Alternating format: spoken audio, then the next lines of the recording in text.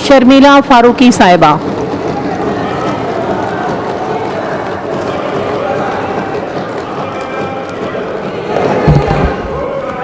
शुक्रिया madam speaker साहिबा, बहुत शुक्रिया मौका देने का। हर एक बात पे कहते हो तुम कि तू क्या है, हर एक बात पे कहते हो तुम कि तू क्या है, तुम ही कहो कि ये अंदाज़ गुफ्तगू क्या है। रगों में दौड़ते फिरने के हम नहीं कायल, रगों में दौड़ते फिरने के हम नहीं कायल, जो आंख से ही ना टपके वो लहू क्या है। मेरे फाजिल खान भाई और बहन, बहुत मोतबर है मेरे लिए। क्या कभी लहू लर्जा, क्या कभी दिल लर्जा, जब सिंध के पानी पे डाका डाला गया, जब सिंध के हुकूक पे डाका डाला गया, जब सिंध की मईशत पे डाका डाला गया, जब सिंधियों की नौकरियां छीनी गई, जब सेंसस के ऊपर सौदेबाजी की गई, तो मैं क्या समझूं कि चंद वजारतों की खातिर अपना ज़मीर बेच जाए। मैडम स्पीकर, ये तस्वीर देखिए, खामोशी से सुने। ये तस्वीर देखिए। शेरू, यहाँ शेरू अपने शेरू को खाना खिला रहा है। ये दिसंबर 2020 की तस्वीर है और उसी दिन एक ये तस्वीर मैडम स्पीकर, पेशावर के अस्पताल में 7 मरीज ऑक्सीजन की कमी से जाँ बहक हो गए। ये 2 तस्वीरें। चिपक रहा है बदन से लहू, चिपक रहा है बदन पर लहू से पैरहन, हमारी जेब को अब हाजते रफू क्या है।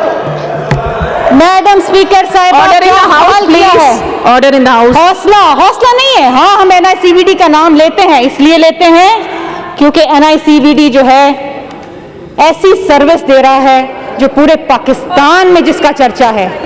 गंबट वो सर्विस दे रहा है जिसके पूरे पाकिस्तान में चर्चा है। ये तस्वीर, मेरे भाई बड़ी तस्वीरें लेकर आए यहाँ, कोई ये तस्वीर भी दिखा देते। 8 साल की KPK की हुकूमत में जो तरक्की की है, वो शरह गुर्बत में तरक्की की है। 8.9% पूरे पाकिस्तान में जो शरह गुर्बत में इजाफा हुआ है वो खैबर पख्तूनख्वा में हुआ है। मुझे खुशी से ये फिगर देती नहीं, मुझे खुशी नहीं हो रही है।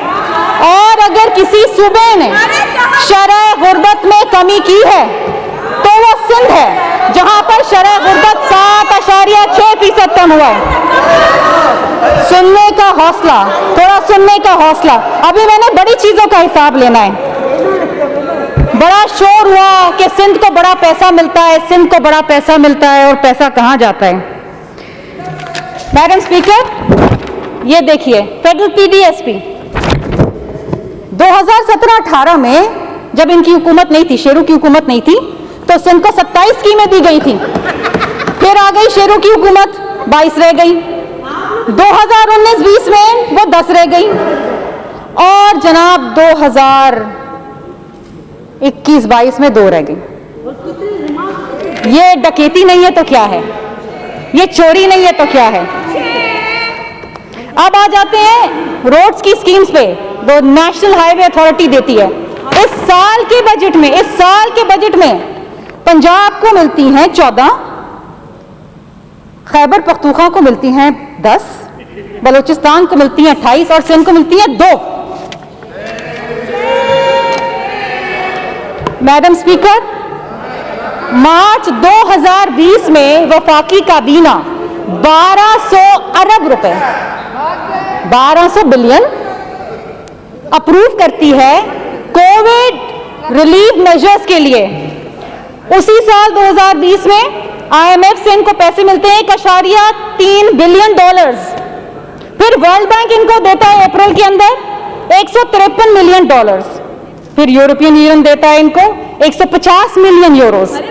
फिर एशियन डेवलपमेंट बैंक देता है 300 मिलियन डॉलर्स। कितने बने ये? 1.5 खरब रुपए, 1.5 खरब रुपए। आज पाकिस्तान में मुझे बताइए क्या कोविड रिलीफ मेजर्स हैं? ये 1.5 खरब रुपए का हिसाब चाहिए मुझे। ये कौन मांगती है? इस शेरों से मांगती है जो अपना आधा टाइम कुत्ते पालने में गुजारता है, जिसको इस कौम के, इस मुल्क के शहरियों की कोई फिक्र नहीं है। संडे को, एतवार को, कल के दिन पूरे पाकिस्तान में वैक्सीनेशन सेंटर्स बंद हो गए मैडम स्पीकर, क्योंकि हमारे पास वैक्सीनेशन नहीं थी। और आप ये कहते हैं कि दुनिया सराहती है कि आपके बड़े शानदार मेजर्स हैं। सिंध को इजाजत दोगे तो मंगवाएंगे ना। कभी कभी अपने फेडरल गवर्नमेंट से कुछ सवाल तो कर लिया करो। सब भी किया गया है इस तरफ से। कभी अपनी फेडरल गवर्नमेंट से हिसाब तो कर लिया करो। यहाँ से कोई मुअज़्ज़ज़ भाई या बहन उठ के मुझे इस 1.5 खरब रुपए का हिसाब दे दे कि ये पैसा गया तो कहाँ गया, क्योंकि ऑडिटर जनरल पाकिस्तान तो कहता है कि मेजर इरेगुलरिटीज, वो चीनी चोरी अलग है, वो गंदम की चोरी अलग है, वो गैस की चोरी अलग है, वो बहुत से ऐसे लोग हैं जो सिलाई की मशीनों की भी चोरी अलग है, उसके भी पैसे गए। मैडम स्पीकर, मैं आप एक सवाल, पिछले फाइनेंशियल ईयर में सिंध को 853 बिलियन की शॉर्टफॉल दी गई है। उसके बावजूद मैं मुबारकबाद पेश करूंगी सैयद कायम अली शाह साहब को और उनकी फाइनेंस टीम को कि उन्होंने एक डेवलपमेंट बजट दिया, एक सिटीजन्स बजट दिया, जहां पर मुराद अली शाह साहब को कि डिस्पाइट कंस्ट्रेंट्स, फाइनेंशियल कंस्ट्रेंट्स, उन्होंने मिनिमम वेजेस भी बढ़ाई, उन्होंने पेंशनर्स की पैसे भी बढ़ाए, उन्होंने सरकारी मुलाजमीन के पैसे बढ़ाए और हर डिस्ट्रिक्ट में, हर जिले के अंदर डेवलपमेंट स्कीम दी। यहां से बड़ी आवाजें आती हैं, कराची का पैसा, कराची में डेवलपमेंट फंड, कराची में ये, कराची वो, कराची को कुछ नहीं मिला। अरे भाई 446 बिलियन आपके वजीर आजम वादा करके गए थे, फिर 1100 बिलियन का वादा करके गए। कोई एक दहला भी आया, लेकिन वहां से किसी का लहू लर्ज़ आया, कोई तिश्नगी हुई, कोई शर्मिंदगी हुई? क्या अपने हलके में जाते हुए किसी को मुंह दिखा सकते हो? नहीं दिखा सकते। बड़े फखरिया अंदाज से कहते हैं कि जी एग्रीकल्चर ने 2.7% ग्रोथ दिखाई है। पाकिस्तान वो मुल्क है जो अग्रेरियन है, 60% जो है वो जीडीपी को कंट्रीब्यूट करता है। लेकिन अफसोस की बात कि पिछले 11 महीनों के अंदर आपकी फूड इंपोर्ट 24% इजाफा हुई है। 24%। आपने इस मुल्क में, इस शेरों ने इस मुल्क को फूड डेफिसिट मुल्क बना दिया है। सिर्फ पिछले 11 महीनों के अंदर 1.2 खरब रुपए के फूड इंपोर्ट हुए हैं। आज ना हमारे पास गंदम है, ना चीनी है, ना पाम ऑयल है। आज हम हर चीज इंपोर्ट कर रहे हैं और ये कहते हैं कि मुल्क के अंदर तरक्की हो गई है। मैडम स्पीकर, चंद एक चीजें जिनकी मैं वाकईतन तारीफ करना चाहूंगी।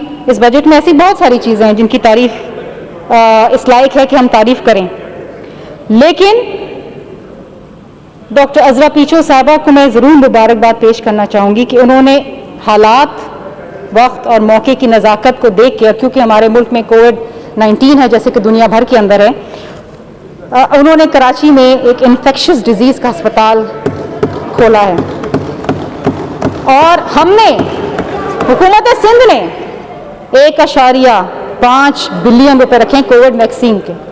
अगर हमें कोई इजाज़त दे दे उसे इंपोर्ट करने की। इसी तरीके से मैडम स्पीकर, एक बहुत अहम चीज़ जो अक्सर जिसके हवाले से बात भी होती है, न्योनेटल केयर, जो बच्चे वक्त से पहले पैदा हो जाते हैं या जिनकी कम निगहदाश्त होती है, उसके हवाले से Sindh institute of child health neonatology जो है वो इस्टेब्लिश किया जा रहा है। This is something which is commendable. और मैं समझती हूँ कि अगर मुझे बता दीजिए कि ऐसा कोई एक अस्पताल पूरे मुल्क के अंदर मौजूद है, किसी भी सूबे के अंदर होना चाहिए, लेकिन ये सिंध के अंदर इस्टेब्लिश किया जा रहा है। मैडम स्पीकर, बातें तो बहुत सारी की गई और बड़ी तारीफें भी की गई।